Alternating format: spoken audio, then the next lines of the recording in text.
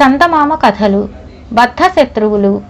కూనవరంలో మంగయ్య, చంగయ్య అనే ఇద్దరు సన్నకారు రైతులు ఉండేవాళ్ళు. ఇద్దరి ఇళ్లకు మధ్య ఒక చిన్న గోడ అడ్డుగా ఉండేది. ఇద్దరి పొలాలు కూడా పక్కపక్కనే ఉండేవి. ఇద్దరూ పంటలు పండించడంలో మంచి నేర్పుగల వాళ్లే, కానీ ఒకరిని చూసి మరొకరు అసూయ పడేవాళ్ళు.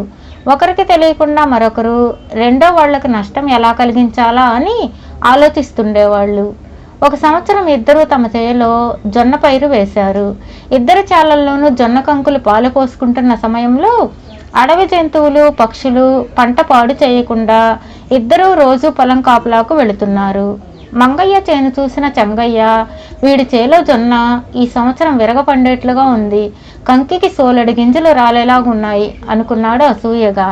చంగయ్య చేను చూసిన మంగయ్య కూడా అలాగే అనుకున్నాడు. ఈ సంవత్సరం వీడి చేలో జొన్న విరగపండేలా ఉంది, ఈ పంటంతా వీడి చేతికి వస్తే ఇక వీడికి పట్టపగ్గాలుండవు అనుకున్నాడు. ఒకరోజు చంగయ్య భార్య అతడితో, ఆ మంగయ్య పెళ్ళ మిడిసిపాటు చూశారా? ఈ సంవత్సరం జొన్న పంట మీద వచ్చిన డబ్బుతో మొగుడు ముత్యాల గొలుసు చేయిస్తానని చెప్పాడట. ఆవిడ మెడలో ముత్యాల గొలుసు వేసుకుని కులుకుతుంటే నేను బోసి మెడతో ఎలా తిరిగేది అన్నది కోపంగా. చంగయ్య భార్యను సముదాయిస్తూ, ఇల్లెలకగానే పండగ అవుతుందా ఏమిటి? వాడి చేలో పంట చేతికొచ్చి అమ్మినప్పుడు కదా పెళ్ళానికి ముత్యాల హారం చేయించేది. ఒకవేళ అంతవరకు వస్తే నేను నీకు పగడాల గొలుసు చేయిస్తాలే అన్నాడు. వాళ్ళిద్దరి మధ్య జరిగిన సంభాషణ గోడ అవతల నుంచి మంగయ్య భార్య విన్నది. ఆమె భర్త దగ్గరకు పోయి, ఆ చంగయ్య పెళ్ళాం ఏం మాట్లాడుకుంటున్నారో తెలుసా? ఈ సంవత్సరం పంట మన చేతికొచ్చినప్పుడు చూద్దాం అంటున్నాడు చంగయ్య. తానేమో తమ పంటతో పెళ్ళానికి పగడాల గొలుసు చేయిస్తాడట అన్నది. వసారగది గోడకు చేరగలబడి కూర్చున్న మంగయ్య కోపంగా పైపంచ దులిపి భుజాన వేసుకుని, మన పంట చేతికి రాకుండా చేస్తానన్నాడా? మన పంట ఎట్లా చేతికి రాదో వాడి పంట ఎలా వస్తుందో నేను చూస్తాలే అన్నాడు. అతడు అప్పటికప్పుడే తూర్పు చెరువు గట్టున అనుకుని ఉన్న తుమ్మతోపులో గుడిసె పెట్టుకుని ఉండే మంత్రాల మరిడయ్య దగ్గరకు వెళ్ళాడు. ఈ మరిడయ్య క్షుద్రదేవి పాసకుడు. మరిడయ్య, నువ్వు నాకు ఒక చిన్న సాయం చేయాలి. రాత్రి వేళ 4-5 గంటల పాటు నేనేదైనా జంతువుగా మారేందుకు మంత్రము మందో ఉంటే ఇవ్వు అన్నాడు మంగయ్య. మరిడయ్య గుడిసె చూరులోంచి 3 చిన్న పొట్లాలు తీసి మంగయ్యకు చూపుతూ, నువ్వు ఏ గుర్రంగానో ఎద్దుగానో మారాలంటే 100 రూపాయలు ఇవ్వాలి. గాడిదగా మారదలిస్తే మాత్రం 50 రూపాయలు చాలు అన్నాడు. నా పనికి గాడిద రూపం చాలులే అని మంగయ్య 50 రూపాయలు ఇచ్చి మరిడయ్య నుంచి పొట్లం ఒకటి తీసుకున్నాడు. అదే సమయంలో చంగయ్య పడమట చెరువు గట్టు దిగువన ఉన్న జిల్లేడు, పల్లేరు, నాగజంబుడు పొదల మధ్య ఉన్న చిన్న గుడిసెలో కాలం గడుపుతున్న మాయల మారమ్మ దగ్గరికి వెళ్ళి, మారమ్మత్త, నువ్వు నాకు ఒక చిన్న మేలు చేయాలి. ఎందుకనో నాకు ఈ మధ్య రాత్రి వేళ ఏదైనా జంతువుగా మారి తిరగాలన్న సరదా కలుగుతుంది. అందుకేదైనా ఉపాయం చెప్పగలవా అని అడిగాడు. మారమ్మ చంగయ్య కేసి వింతగా చూస్తూ, అల్లుడు, ఒట్టి ఉపాయాలతో పనులయ్యే రోజులు కావు ఇవి. నిన్ను ఏ తెల్ల ఏనుగుగానో పంచకళ్యాణి గుర్రంగానో మార్చటం నా తలకు మించిన పని. ఒక 50 రూపాయలు ఇచ్చుకున్నావంటే ఒక మందు పొట్లం ఇస్తాను.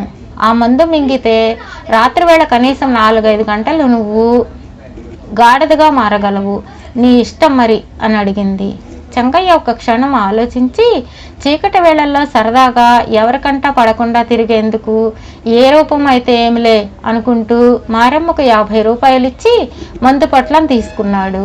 ఆ రాత్రి మంగయ్య చంగయ్య చేలో కాపలాగా లేకపోవడం చూసి మరిడయ్య ఇచ్చిన మందు తిని గాడిదగా మారి చంగయ్య జొన్న చేలలో పడి పైరును కొరికి ఇష్టం వచ్చినట్లు కాళ్లతో నేలమట్టం చేయసాగాడు.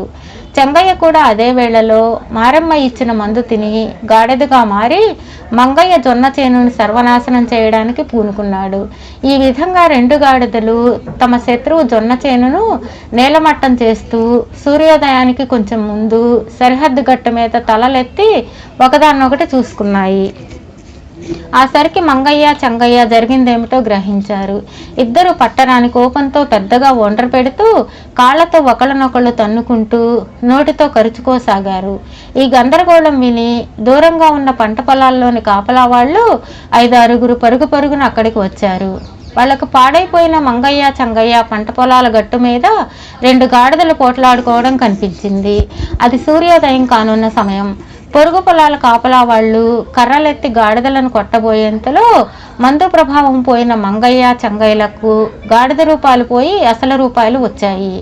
కాపలా వాళ్ళు అది చూసి ముందు ఆశ్చర్యపోయి తర్వాత చేదరించుకుంటూ, మీరా మంగయ్య చంగయ్యలు, చిచ్చి ఇవేం రూపాలు, మీ శత్రుత్వం ఇంత నీచానికి పాల్పడిందన్నమాట అన్నారు. ఆ మాటలు విన్న మంగయ్య చంగయ్యలు అవమాన భారంతో తలలు వంచుకున్నారు. ఇద్దరికి కళ్ళల్లో నీళ్లు తిరిగాయి. ముందు మంగయ్య తల ఎత్తి చెంగయ్యను సమీపించి ఆప్యాయంగా కావలించుకుంటూ, పంట పొలాలు నాశనం చేసుకున్నాం, ఇక మన తిండి గింజల మాట ఏమిటి అన్నాడు బొంగురుపోయిన గొంతుతో.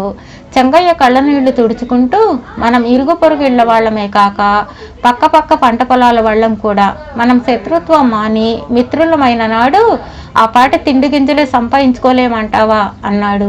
ఈ విధంగా బద్ధశత్రువులైన ఇద్దరు మిత్రులైనందుకు కాపలా వాళ్ళు మంగయ్యను చంగయ్యను ఎంతగానో మెచ్చుకున్నారు. ఆనాటి నుండి ఇద్దరు కలిసిమెలిసి స్నేహితుల్లా జీవించసాగారు.